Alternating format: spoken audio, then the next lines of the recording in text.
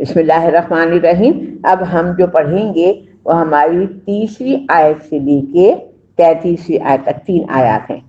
وَإِذْ قَالَ رَبُّكَ لِلْمَلَائِكَةِ إِنِّي جَاعِلٌ فِي الْأَرْضِ خَلِيفَةً قَالُوا أَتَجْعَلُ فِيهَا مَن يُفْسِدُ فِيهَا وَيَسْفِكُ الدِّمَاءَ وَنَحْنُ نُسَبِّحُ بِحَمْدِكَ وَنُقَدِّسُ لَكَ قَالَ إِنِّي أَعْلَمُ مَا لَا تَعْلَمُونَ وَعَلَّمَ آدَمَ الْأَسْمَاءَ كلها ثم عرضهم على الملائكة فقال أنبئوني بأسماء هؤلاء إن كنتم صادقين قالوا سبحانك لا علم لنا إلا ما علمتنا إنك أنت العليم الحكيم قال يا آدم أنبئهم بأسمائهم فلما أنبأهم بأسمائهم قال ألم أقل لكم إني أعلم غيب السماوات والأرض وأعلم ما تبدون وما كنتم تكتمون۔ اور جب کہا ترجمہ، اور جب کہا تیرے رب نے فرشتوں کو کہ میں بنانے والا ہوں زمین میں ایک نائب، کہا فرشتوں نے کیا قائم کرتا ہے تو زمین میں اس کو جو فساد کرے گا اس میں اور خون بہائے، اور ہم پڑھتے رہتے ہیں تیری خوبیاں اور یاد کرتے ہیں تیری پاک ذات کو۔ فرمائے بے شک مجھ کو معلوم ہے جو تم نہیں جانتے، اور سکھلا دی اللہ نے آدم علیہ السلام کو نام سب چیزوں کے، پھر سامنے کیا ان سب چیزوں کو فرشتوں کے، پھر فرمایا بتاؤ مجھ کو نام ان کے اگر تم سچے ہو۔ بولے پاک ہے تو، ہم کو معلوم نہیں، مگر جتنا تو نے ہم کو سکھلایا، بے شک تو ہی ہے اصل جاننے والا حکمت والا۔ فرمایا اے آدم بتا دے فرشتوں کو ان چیزوں کے نام، پھر جب بتا دیے اس نے ان کے نام، فرمایا کیا نہ کہا تھا میں نے تم کو کہ میں خوب جانتا ہوں چھپی ہوئی چیزیں آسمانوں کی اور زمین کی، اور جانتا ہوں جو تم ظاہر کرتے ہو اور جو تم چھپاتے ہو۔ خلاصہ تفسیر۔ اور جس وقت ارشاد فرمایا آپ کے رب نے فرشتوں سے تاکہ وہ اپنی رائے ظاہر کریں جس میں حکمت و مصلحت تھی، مشورے کی حاجت سے تو حق تعالیٰ بالا اور برتر ہے۔ جب اللہ تعالیٰ نے فرشتوں سے فرمایا کہ ضرور میں بناؤں گا زمین میں ایک نائب، یعنی وہ میرا نائب ہوگا کہ اپنے احکام شرعیہ کے اجرا اور نفاذ کی خدمت اس کے سپرد کروں گا، کہنے لگی کیا آپ پیدا کریں گے زمین میں ایسے لوگوں کو جو فساد کریں گے اس میں اور خون ریزیاں کریں گے، اور ہم برابر تسبیح کرتے رہتے ہیں، الحمدللہ، اور آپ کی پاکی بیان کرتے رہتے ہیں۔ فرشتوں کی یہ گزارش نہ بطور اعتراض ہے اور نہ اپنا استحقاق جتانے کے لیے، بلکہ فرشتوں کو کس طرح یہ معلوم ہو گیا تھا کہ جو نئی مخلوق زمین سے بنائی جائے گی اس میں نیک و بد ہر طرح کے لوگ ہوں گے، بعض لوگ اس نیابت کے کام کو اور زیادہ خراب کریں گے۔ اس لیے نیاز مندانہ عرض کی کہ ہم سب کے سب ہر خدمت کے لیے حاضر ہیں، اور گروہ ملائکہ میں کوئی گناہ کرنے والا بھی نہیں، اس لیے کوئی نیا عملہ بڑھانے اور نئی مخلوق پیدا کرنے کی ضرورت ہی کیا ہے، خصوصاً جبکہ اس نئی مخلوق میں بھی احتمال ہے کہ وہ آپ کی مرضی کے خلاف کام کریں گے جس سے آپ ناخوش ہوں گے۔ ہم ہر خدمت کے لیے حاضر ہیں اور ہماری خدمت آپ کی مرضی کے مطابق ہی ہوگی۔ حق تعالیٰ نے ارشاد فرمایا کہ میں جانتا ہوں اس بات کو جس کو تم نہیں جانتے، یعنی جو چیز تمہاری نظر میں تخلیق بنی آدم سے مانے ہیں ان میں بعض فساد بھی پھیلائیں گے، وہی چیز در حقیقت ان کی تخلیق کا اصل سبب ہے، کیونکہ اجرا احکام اور انتظام تو جب ہی وقوع میں آ سکتا ہے جب کوئی اعتدال سے تجاوز کرنے والا بھی ہو، یہ مقصود تو فرمانبرداروں کی جمع ہونے سے پورا نہیں ہو سکتا۔ اور اعتدال سے تجاوز کرنے والی ایک مخلوق جنات پہلے سے موجود تھی، اس سے یہ کام کیوں نہ لیا گیا؟ اس کی وجہ یہ ہے کہ اس کام کے لیے موضوع وہ مخلوق ہو سکتی ہے جس میں شر و فساد کا عنصر موجود تو ہو مگر غالب نہ ہو۔ جنات میں یہ عنصر غالب تھا، یعنی زیادہ تھا، اس سے تخلیق آدم کی تجویز فرمائی۔ آگے اسی حکمت الہی کی مزید توضیح اس طرح کی گئی کہ نیابت خداوندی کے لیے ایک خاص علم کی ضرورت ہے، وہ علم ملائکہ کی استطاعت سے خارج ہے، نبوت کا علم۔ اس لیے فرمایا کہ اور علم دے دیا اللہ تعالیٰ نے آدم علیہ السلام کو ان کو پیدا کر کے سب چیزوں کے اسما کا، یعنی سب چیزوں کے نام اور ان کے خواص و آثار سب کا علم آدم علیہ السلام کو دے دیا گیا۔ پھر وہ چیزیں فرشتوں کے روبرو کر دی، پھر فرمایا کہ بتلاؤ مجھ کو اسما ان چیزوں کے، یعنی میں ان کے آثار و خواص کے، اگر تم سچے ہو، یعنی اپنے اس قول میں سچے ہو کہ ہم خلافت عرضی کا کام اچھا انجام دے سکے۔ فرشتوں نے عرض کیا کہ آپ تو پاک ہیں اس الزام سے کہ آدم علیہ السلام پر اس علم کو ظاہر فرما دیا ہو، ہم سے پوشیدہ رکھا، کیونکہ کسی آیت یا روایت سے یہ ثابت نہیں ہے کہ آدم علیہ السلام کو علم اسماء کی تعلیم فرشتوں سے الگ کر کے دی گئی۔ اس سے ظاہر یہ ہے کہ تعلیم تو سب کے سامنے یکساں دی گئی، مگر آدم علیہ السلام کی فطرت میں اس علم کے حاصل کر لینے کی صلاحیت تھی، انہوں نے حاصل کر لیا۔ فرشتوں کی طبیعت اس کے محتمل نہ تھی، ان کو یہ علم حاصل نہ ہوا، مگر ہم کو ہی علم نہیں، مگر وہی جو کچھ آپ نے ہم کو علم دیا ہے۔ بے شک آپ بڑے علم والے ہیں، حکمت والے ہیں، کہ جس قدر جس کے لیے مصلحت اس قدر علم و فہم اس کو عطا فرمایا۔ اس سے فرشتوں کا یہ اعتراف تو ثابت ہو گیا کہ اس کام سے عاجز ہیں جو نائب کے سپرد کرنا ہے۔ آگے حق تعالیٰ کو یہ منظور ہوا کہ آدم علیہ السلام نے اس علم خاص کی مناسبت کو فرشتوں کے سامنے آشکارا فرما دیں۔ اسی حق تعالیٰ نے ارشاد فرمایا کہ اے آدم تم تو بتلا دو ان کو ان چیزوں کے اسماء، یعنی میں، حالات اور خواص کے۔ جب آدم علیہ السلام نے سب فرشتوں کے روبرو بتلا دیا تو فرشتے اتنا سمجھ گئے کہ آدم علیہ السلام اس علم کے ماہر ہو گئے ہیں۔ جب بتلا دیے ان کو آدم علیہ السلام نے ان چیزوں کے اسماء، تو حق تعالیٰ نے فرمایا دیکھو میں تم سے نہ کہتا تھا کہ بے شک میں جانتا ہوں تمام پوشیدہ چیزیں آسمانوں کی اور زمین کی، اور جانتا ہوں جس بات کو ظاہر کر دیتے ہو اور جس کو دل میں رکھتے ہو۔ اچھا، اب قرآن مجید میں متشابہات بہت اہم ہیں، اور متشابہات پتہ ہونے چاہیے کہ بڑے امتحانوں میں ہمیشہ پوچھا جاتا ہے کہ قرآن کے متشابہات کیا ہیں۔ تو متشابہات میں سب سے پہلے جو ہے لوح قرآنی، جس کو یہ حامیم وغیرہ جو ہیں حروف مقطعات، سب سے پہلے تو اس کا نام آتا ہے کہ یہ متشابہات میں ہے، کیونکہ ہمیں اس کے بارے میں بتایا نہیں گیا ہے۔ اب متشابہات جہاں آئیں گے نا وہ میں آپ کو بتا دوں گی کہ یہ متشابہات پہ ہیں۔ اب یہاں یہ کہا کہ اللہ تعالیٰ نے آدم علیہ السلام کو کچھ اسماء بتائے۔ اب یہ اسماء جو ہے یہ متشابہات میں سے آ گیا کہ کس چیز کے اسماء؟ اللہ تعالیٰ نے اپنے نام سکھائے۔ کوئی کہتا ہے کہ اللہ تعالیٰ نے جو ہے وہ جو ہم چیزیں استعمال کریں گے وہ تمام چیزیں بتا دیں، جیسے کھانے کے برتن ہے، فرنیچر ہے، گاڑی، اس زمانے میں پہیہ ایجاد ہوا تھا وہ ہے، ان چیزوں کے بارے میں بتا دیا، معلوم نہیں، کنفرم نہیں ہے۔ تو یہ متشابہات میں سے ہے کہ اللہ تعالیٰ نے کہا، کہتے کہ اللہ تعالیٰ نے جتنے لوگ پیدا کرنے ہیں ان سب کے نام سے بتا دیے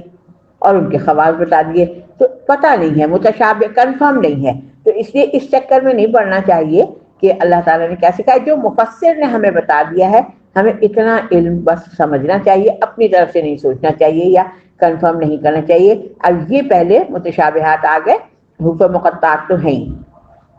معرف اور مسائل، ربط آیات پچھلی آیات میں اللہ جل شانہ کی خاص و عام نعمتوں کا ذکر کر کے انسان کو ناشکری اور نافرمانی سے بچنے کی ہدایت کی گئی۔ اس آیت سے آخر رکوع تک 10 آیتوں میں آدم علیہ السلام کا قصہ بھی اس سلسلے میں ذکر فرمایا ہے، کیونکہ نعمت 2 قسم کی ہوتی ہے، ایک سعوری یعنی محسوس جیسے کھانا پینا، روپیہ پیسہ، مکان، جائیداد، اور دوسری معنوی جیسے عزت و آبرو، مسرت، علم۔ پچھلی آیات میں سعوری اور ظاہری نعمتوں کا ذکر تھا، اور ان 11 آیتوں میں معنوی نعمتوں کا ذکر ہے کہ ہم نے تمہارے باپ آدم علیہ السلام کو دولت علم دی اور مسجود ملائکہ بنانے کی عزت دی، اور تم کو ان کی اولاد میں ہونے کا فخر عطا کیا۔ خلاصہ مضمون آیت کا یہ ہے کہ اللہ جل شانہ نے جب تخلیق آدم علیہ السلام اور دنیا میں اس کے خلافت قائم کرنے کا ارادہ کیا تو فرشتوں سے بظاہر ان کا امتحان لینے کے لیے اس ارادے کا ذکر فرمایا، جس میں اشارہ یہ تھا کہ وہ اس معاملے میں اپنی رائے کا اظہار کریں۔ فرشتوں نے رائے یہ پیش کی کہ انسانوں میں تو ایسے لوگ بھی ہوں گے جو فساد و خونریزی کریں گے، ان کو زمین کی خلافت اور انتظام سپرد کرنا سمجھ میں نہیں آتا۔ اس کام کے لیے تو فرشتے زیادہ انسب معلوم ہوتے ہیں،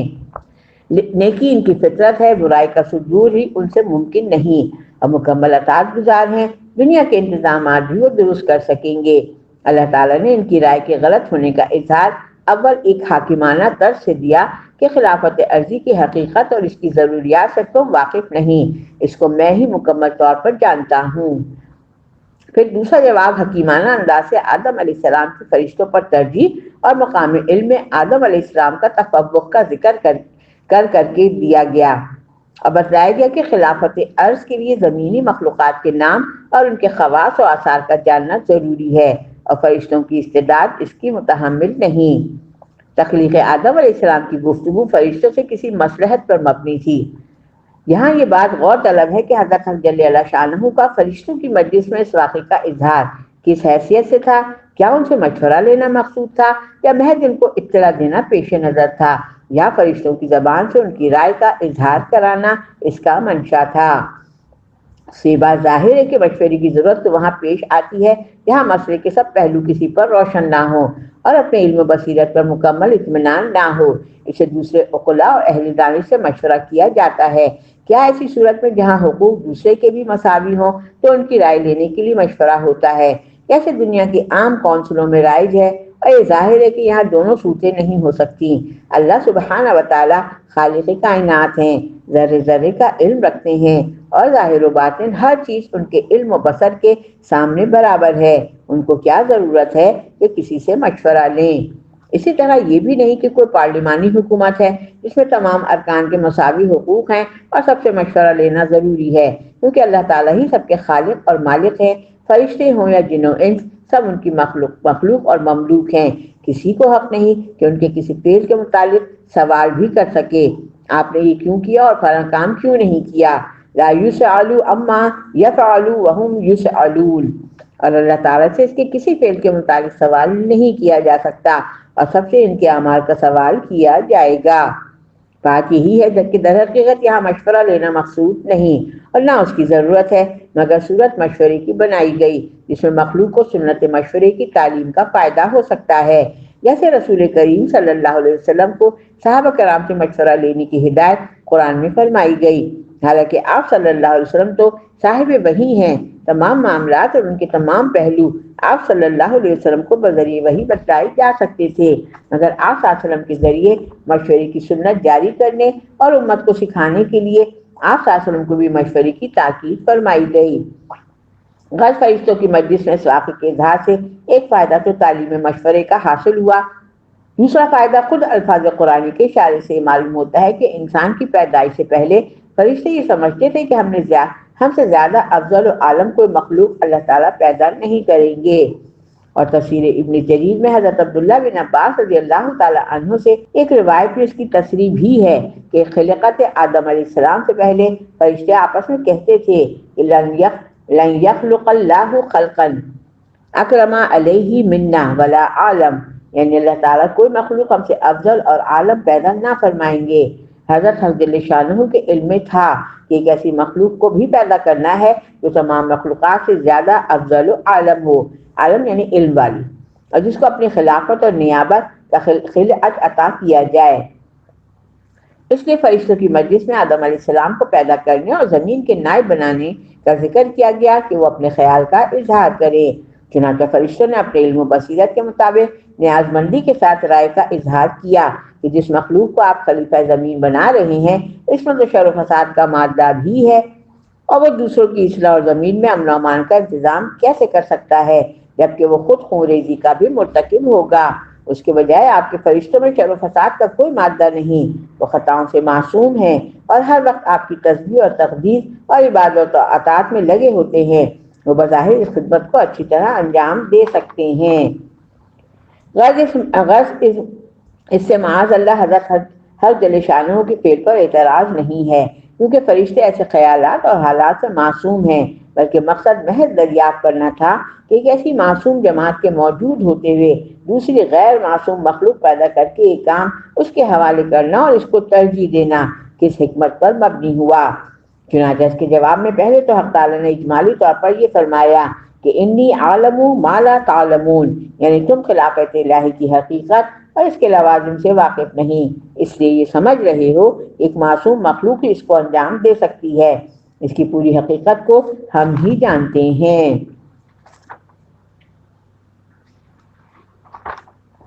اچھا، اس کے بعد فرشتوں کو اس کا کچھ تفصیلی علم کرانے کے لیے خاص واقعے کا اظہار کیا گیا کہ تمام کائنات عالم کے نام اور اس کے خواص و آثار جن کے علم کی صلاحیت صرف آدم علیہ السلام ہی میں بدیت کی گئی تھی، فرشتوں کی فطرت اور جبلت اس کے مناسب نہ تھی، وہ سب آدم علیہ السلام کو سکھائے اور بتلائے گئے تھے، جیسے دنیا کی نافع اور مضر چیزیں اور ان کے خواص و آثار، ہر جاندار اور ہر قوم کے مزاج و طبائع اور ان کے آثار، ان چیزوں کے معلوم کرنے کے لیے طبیعت ملکی متحمل نہیں، یعنی ملائکہ۔ فرشتے کیا جانے کہ بھوک کیا ہوتی ہے، پیاس کی تکلیف کیسے ہوتی ہے، نفسانی جذبات کا کیا اثر ہوتا ہے، کسی چیز سے نشہ کس طرح پیدا ہوتا ہے، سانپ اور بچھو کا زہر کس بدن پہ کیا اثر کرتا ہے۔ غیر زمینی مخلوقات کے نام اور خواص و آثار کی دریافت فرشتوں کے مزاج اور مخصوص طبیعت سے بالکل علیحدہ چیز تھی۔ یہ علم صرف آدم علیہ السلام ہی کو سکھلایا جا سکتا تھا، انہی کو سکھلایا گیا۔ پھر قرآن کی کسی تصریح یا اشارے سے یہ ثابت نہیں ہوتا کہ آدم علیہ السلام کو یہ تعلیم کسی تنہائی میں فرشتوں سے علیحدہ دی گئی ہے۔ اس لیے ہو سکتا ہے کہ تعلیم سب کے لیے عام ہی ہو، مگر اس تعلیم سے فائدہ اٹھانا آدم علیہ السلام کی طبیعت میں تھا، وہ سیکھ گئے۔ فرشتوں کی فطرت میں یہ نہ تھا، وہ نہ سیکھ سکے، اس لیے یہاں تعلیم کو آدم علیہ السلام کی طرف منسوب کیا گیا ہے، اگرچہ یہ تعلیم فی نفس ہی عام تھی، آدم علیہ السلام اور ملائکہ دونوں کو شامل تھی۔ اور یہ بھی ہو سکتا ہے کہ ظاہری تعلیم کی صورت ہی عمل میں نہ آئی ہو، بلکہ آدم علیہ السلام کی فطرت میں ان چیزوں کا علم ابتدائے آفرینش سے بدیہیت کر دیا گیا ہو، یعنی پیدائش کے ساتھ ہی دل میں ڈال دیا گیا ہو۔ جیسے بچہ ابتدائی ولادت میں ماں کا دودھ پینا جانتا ہے، بطخ کا بچہ تیرنا جانتا ہے، اس میں کسی ظاہری تعلیم کی ضرورت نہیں ہوتی۔ اب رہا یہ سوال کہ اللہ تعالیٰ کی قدرت میں تو سب کچھ ہے، وہ فرشتوں کا مزاج اور طبیعت بدل کر ان کو بھی یہ چیزیں سکھا سکتے تھے، تو ان کو کیوں نہ سکھایا گیا؟ مگر اس کا حاصل تو یہ ہوا کہ فرشتوں کو ہی انسان کیوں نہ بنا دیا، کیونکہ اگر فرشتوں کی جبلت اور فطرت کو بدلا جاتا تو پھر وہ فرشتے نہ رہتے بلکہ انسان ہی ہو جاتے۔ خلاصہ یہ ہے کہ زمینی مخلوقات کے اسماء اور ان کے خواص و آثار کا آدم علیہ السلام کو علم دیا گیا جو فرشتوں کے بس میں نہیں تھا، اور پھر ان مخلوقات کو فرشتوں کے سامنے کر کے سوال کیا گیا کہ اگر تم اپنے اس خیال میں سچے ہو تو کوئی مخلوق عالم و افضل پیدا نہیں ہوگی، یا یہ کہ زمین کی خلافت اور نیابت کے لیے فرشتے بنسبت انسان کے زیادہ موزوں ہیں، تو ان چیزوں کے نام اور خواص بدلاؤ جن پر خلیفہ زمین کو حکومت کرنا ہے۔ یہاں سے یہ فائدہ بھی حاصل ہو گیا کہ حاکم کے لیے ضروری ہے کہ اپنی محکوم رعایا کے مزاج اور طبائع سے اور ان کے خواص و آثار سے پورا واقف ہو، اس کے بغیر وہ ان پر عدل و انصاف کے ساتھ حکمرانی نہیں کر سکتا۔ جو شخص یہ نہیں جانتا کہ بھوک سے کیسی اور کتنی تکلیف ہوتی ہے، اگر اس کی عدالت میں کوئی دعویٰ کسی کو بھوکا رکھنے کے متعلق پیش ہو تو اس کا فیصلہ کیا اور کس طرح کرے گا؟ غرض اس واقعے سے حق تعالیٰ نے فرشتوں کو یہ بتلا دیا کہ زمین کی نیابت کے لیے معصوم ہونے کو دیکھنا نہیں، بلکہ اس کو دیکھنا ہے کہ وہ زمین کی چیزوں سے پورا واقف ہو، اس کے استعمال کے طریقوں سے اور ان کے ثمرات کو جانتا ہو۔ اگر تمہارا یہ خیال صحیح ہے کہ فرشتے اس خدمت کے لیے زیادہ موزوں، تو ان چیزوں کے نام اور خواص بتلا دو۔ فرشتوں کا اظہار رائے کیونکہ کسی اعتراض یا فخر و غرور یا اپنا استحقاق جتانے کے لیے نہیں، بلکہ محض اپنے خیال کا اظہار ایک نیاز مند خادم کی طرح اپنی خدمات پیش کرنے کے لیے تھا۔ اسی لیے فوراً بول اٹھے، سبحانک لا علم لنا الا ما علمتنا انک انت العلیم الحکیم۔ پاک ہیں آپ، ہم کو علم نہیں مگر وہی جو آپ نے عطا فرمایا، بے شک آپ بڑے علم و حکمت والے ہیں۔ اس کا حاصل اپنے خیال سے رجوع اور اس کا اقرار تھا کہ زیادہ عالم و افضل مخلوق بھی موجود ہے، اور یہ کہ زمین کی نیابت کے لیے وہی موزوں ہے۔ دوسرا سوال اس جگہ یہ ہے کہ فرشتوں کو اس کی کیسے خبر ہوئی کہ انسان خون ریزی کرے گا، یا انہیں علم غیب تھا، یا محض اٹکل اور تخمینے سے انہوں نے یہ سمجھا تھا؟ اس کا جواب جمہور محققین کے نزدیک یہ ہے کہ اللہ تعالیٰ ہی نے ان کو انسان کے حالات اور اس کے ہونے والے معاملات بتا دیے تھے، جیسا کہ بعض آثار میں ہے کہ جب اللہ تعالیٰ نے فرشتوں سے آدم علیہ السلام کو خلیفہ بنانے کا ذکر کیا تو فرشتوں نے اللہ تعالیٰ ہی سے اس خلیفے کا حال دریافت کیا۔ اللہ سبحانہ و تعالیٰ ہی نے ان کو بتایا۔ اس سے فرشتوں کو تعجب ہوا کہ جب انسان کا یہ حال ہے کہ وہ فساد و خون ریزی بھی کرے گا تو اس کو نیابت زمین کے لیے منتخب فرمانا کس حکمت پر مبنی ہے؟ اس کا ایک جواب تو حضرت حق جل شانہ کی طرف سے آدم علیہ السلام کے علمی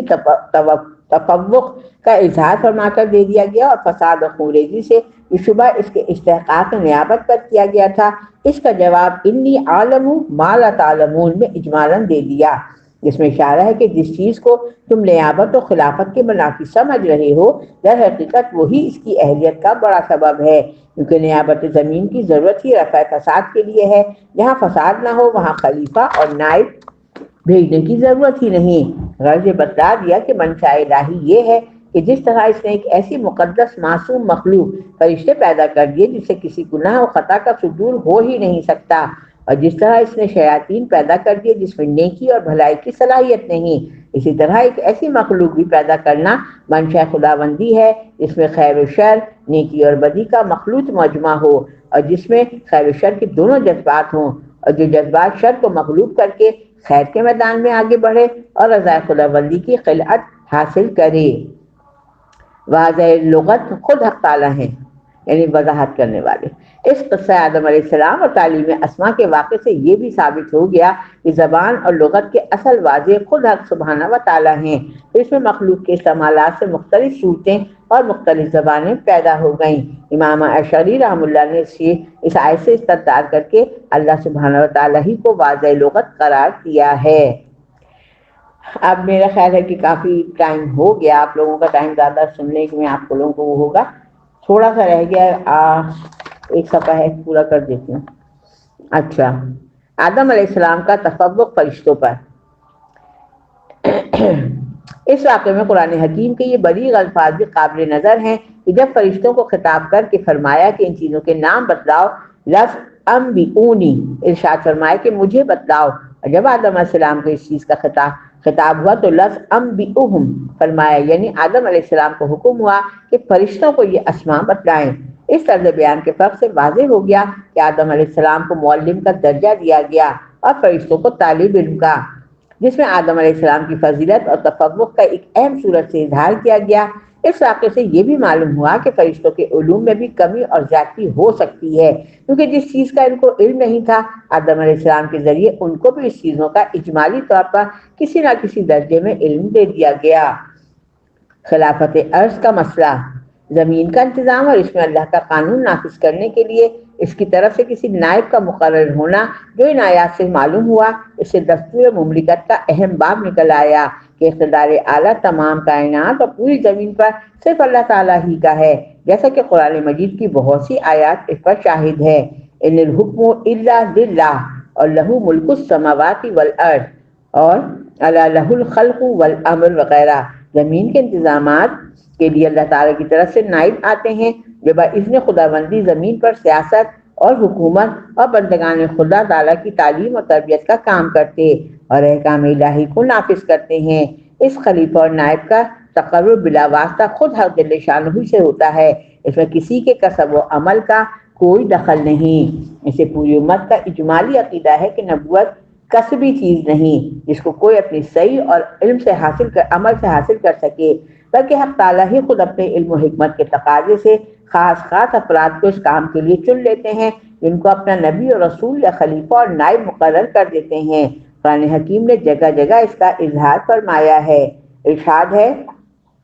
اللہ یصطفی من الملائکۃ رسلا ومن الناس ان اللہ سمیع بصیر۔ اللہ تعالیٰ انتخاب کر لیتا ہے فرشتوں میں سے اپنے رسول کو اور انسانوں میں سے، بے شک اللہ تعالیٰ سننے والا دیکھنے والا ہے۔ نیز ارشاد ہے، اللہ عالم حیث یجعل رسالہ، اللہ تعالیٰ ہی خود جانتے ہیں کہ اپنی رسالت کس کو عطا فرمائیں۔ یہ خلیفۃ اللہ بلا واسطہ حق تعالیٰ سے اس کے احکام معلوم کرتے ہیں، پھر ان کو دنیا میں نافذ کرتے ہیں۔ یہ سلسلہ خلافت و نیابت الہی کا آدم علیہ السلام سے شروع ہو کر خاتم الانبیاء صلی اللہ علیہ وسلم تک ایک ہی انداز میں چلتا رہا، یہاں تک کہ حضرت خاتم الانبیاء صلی اللہ علیہ وسلم اس زمین پر اللہ تعالیٰ کے آخری خلیفہ ہو کر بہت ہی اہم خصوصیات کے ساتھ تشریف لائے۔ ایک خصوصیت یہ تھی کہ آپ صلی اللہ علیہ وسلم سے قبل انبیاء علیہ السلام خاص قوموں یا ملکوں کی طرف مبعوث ہوتے تھے، ان کا حلقہ حکومت اور اختیار انہی قوموں اور ملکوں میں محدود ہوتا تھا۔ ابراہیم علیہ السلام ایک قوم کی طرف، لوط علیہ السلام دوسری قوم کی طرف مبعوث ہوئے۔ حضرت موسیٰ اور عیسیٰ علیہ السلام اور ان کے درمیان آنے والے انبیاء بنی اسرائیل کی طرف بھیجے گئے۔ حضرت صلی اللہ علیہ وسلم زمین میں اللہ تعالیٰ کے آخری خلیفہ ہیں، اور آپ صلی اللہ علیہ وسلم کی خصوصیات، حضرت صلی اللہ علیہ وسلم کو پورے عالم اور ان کے دونوں قوم جنات اور انسان کی طرف بھیجا گیا۔ آپ صلی اللہ علیہ وسلم کا اختیار اور اقتدار پوری دنیا کی دونوں قوموں پر حاوی فرمایا گیا۔ قرآن کریم نے آپ صلی اللہ علیہ وسلم کی بعثت اور نبوت کے عام ہونے کا اعلان اس آیت میں فرمایا، قُلْ يَا أَيُّهَا النَّاسُ إِنِّي رَسُولُ اللَّهِ إِلَيْكُمْ جَمِيعًا للذی لہ ملک السماوات والارض۔ آپ صلی اللہ علیہ وسلم کہہ دیجئے کہ اے لوگوں میں اللہ کا رسول ہوں، تم سب کی طرف اللہ وہ ذات ہے جس کے قبضے میں ملک آسمان اور زمین کا، ملک آسمانوں اور زمین کا۔ اور صحیح مسلم کی حدیث میں ہے کہ حضرت صلی اللہ علیہ وسلم نے فرمایا کہ مجھے تمام انبیاء علیہ السلام پر 6 چیزوں میں خاص فضیلت بخشی گئی ہے۔ ان میں سے ایک یہ بھی ہے کہ آپ صلی اللہ علیہ وسلم کو تمام عالم کا نبی اور رسول بنا کر بھیجا گیا ہے۔ دوسری خصوصیت خاتم الانبیاء صلی اللہ علیہ وسلم کی یہ ہے کہ پچھلے انبیاء کی خلافت اور نیابت جس طرح خاص ملکوں اور قوموں میں محدود ہوتی تھی، اس طرح ایک خاص زمانے کے لیے مخصوص ہوتی تھی۔ اس کے بعد دوسرا رسول آ جاتا تھا تو پہلے رسول کی خلافت اور نیابت ختم ہو کر آنے والے رسول کی خلافت قائم ہو جاتی تھی۔ ہمارے رسول صلی اللہ علیہ وسلم کو حق تعالیٰ نے خاتم الانبیاء بنا دیا اور آپ کی خلافت اور نیابت قیامت تک قائم رہے گی۔ اس کا زمانہ بھی کوئی مخصوص زمانہ نہیں، بلکہ جب تک زمین و آسمان قائم اور زمانے کا وجود ہے وہ بھی قائم ہے۔ تیسری خصوصیت یہ ہے کہ پچھلے انبیاء علیہ السلام کی تعلیمات اور شریعت ایک زمانے کی محفوظ رہتی اور چلتی ہی، رفتہ رفتہ ان میں تحریفات ہوتے ہوئے وہ کالعدم ہو جاتی تھیں۔ اس وقت کوئی دوسرا رسول اور دوسری شریعت بھیجی جاتی تھی۔ ہمارے رسول صلی اللہ علیہ وسلم کی یہ خصوصیت ہے کہ آپ صلی اللہ علیہ وسلم کا دین، آپ صلی اللہ علیہ وسلم کی شریعت قیامت تک محفوظ رہے گی۔ قرآن مجید جو کہ حضرت صلی اللہ علیہ وسلم پر نازل ہوا، اس کے الفاظ اور معنی سب چیزوں کی حفاظت اللہ تعالیٰ نے خود اپنے ذمے لے لی اور ارشاد فرمایا، اِنَّا نَحْنُ نَزَّلْنَا الذِّكْرَ وَإِنَّا لَهُ لَحَافِظُونَ۔ ہم نے ہی قرآن نازل فرمایا اور ہم اس کے محافظ ہیں۔ اسی طرح حضرت صلی اللہ علیہ وسلم کی تعلیمات اور ارشادات جن کو حدیث کہا جاتا ہے، اس کی حفاظت کا بھی اللہ تعالیٰ نے ایک خاص انتظام فرما دیا کہ قیامت تک آپ صلی اللہ علیہ وسلم کی تعلیمات اور ارشادات کو جان سے زیادہ عزیز سمجھنے والی ایک جماعت باقی رہے گی، جو آپ صلی اللہ علیہ وسلم کے علوم اور معارف اور آپ صلی اللہ علیہ وسلم کے شرعی احکام صحیح لوگوں کو پہنچاتی رہے گی۔ کوئی اس جماعت کو مٹا نہ سکے گا، اللہ تعالیٰ کی تائید غیبی ان کے ساتھ رہے گی۔ خلاصہ یہ ہے کہ پچھلے انبیاء علیہ السلام کی کتابیں اور صحیفے سب مسخ اور محرف ہو جاتے اور بالآخر دنیا سے گم ہو جاتے یا غلط سرد باقی رہتے تھے۔ حضرت صلی اللہ علیہ وسلم کی لائی ہوئی کتاب قرآن اور آپ کی بتائی ہوئی ہدایات حدیث سب کی سب اپنی اصلی خد و خال کے ساتھ قیامت تک موجود اور محفوظ رہیں گے۔ اس لیے زمین پر آپ صلی اللہ علیہ وسلم کے بعد نہ کسی نئے نبی اور رسول کی ضرورت ہے، نہ کسی اور خلیفہ اللہ کی گنجائش۔ چوتھی خصوصیت حضرت صلی اللہ علیہ وسلم کی یہ ہے کہ پچھلے انبیاء کی خلافت اور نیابت جو محدود زمانے کے لیے ہوتی تھی، ہر نبی اور رسول کے بعد دوسرا رسول من جانب اللہ مقرر ہوتا اور نیابت کا کام سنبھالتا تھا۔ حضرت صلی اللہ علیہ وسلم کے بعد نظام خلافت،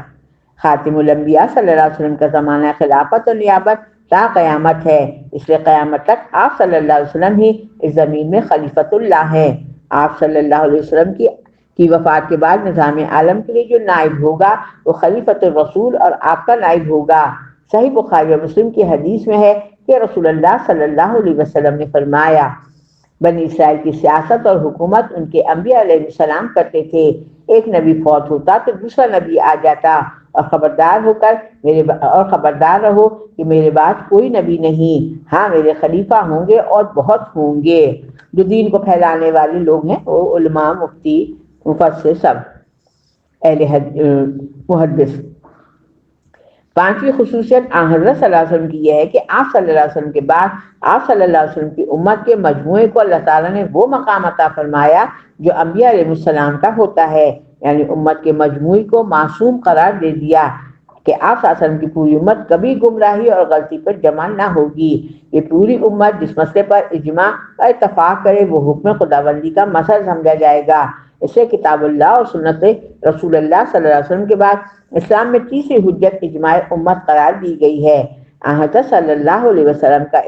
ارشاد ہے، لا تجتمع امتی علی الضلالہ،